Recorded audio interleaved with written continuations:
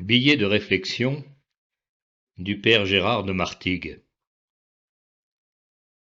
Le portabilisme est la nouvelle pathologie qui a envahi insidieusement notre société. Vous allez au restaurant. Alors, le plaisir ne sera complet que lorsque vous aurez envoyé sur les réseaux sociaux votre choucroute prise sous 4 angles différents. Vous assistez au mariage d'un ami. Alors, lorsque vous recevrez les photos du mariage, vous verrez les invités brandir leur propre téléphone pour prendre en photo le photographe. J'ai célébré un mariage au cours duquel les mariés ont effectué 3 sorties solennelles pour que le cadrage soit parfait. On sait que le nombre de mariages a augmenté significativement ces dernières années. J'avoue m'en être réjoui car cela pourrait être le signe que les jeunes hésitent moins à s'engager à long terme. Hélas, les psychologues nous expliquent que cette recrudescence est essentiellement due à la pratique de se filmer, depuis la déclaration d'amour à son futur partenaire, en passant par la demande en mariage, et ensuite, rien ne nous sera épargné.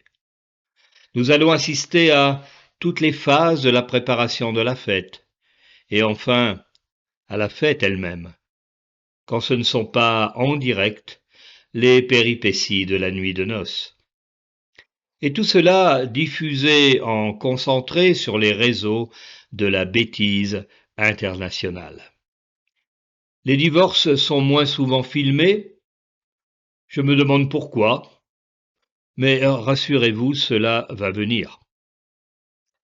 Vous allez à un spectacle?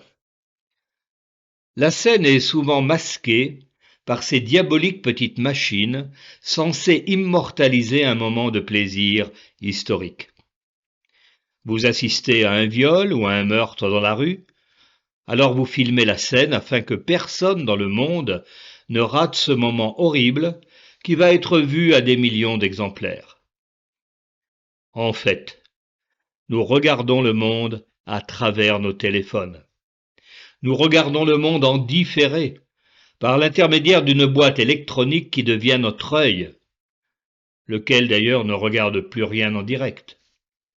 Vous vous souvenez, ce direct qui autrefois générait une saine émotion, et dont nous conservions le souvenir dans notre mémoire personnelle, et non pas dans celle du téléphone.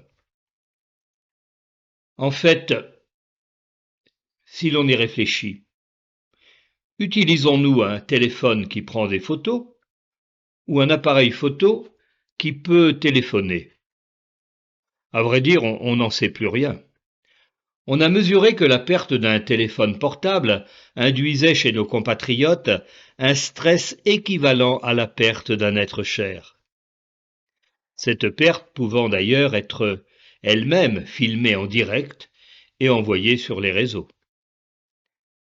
Mais quel monde sommes-nous en train de mettre en place? Comment pouvons-nous considérer ces comportements comme n'étant pas une aliénation mentale?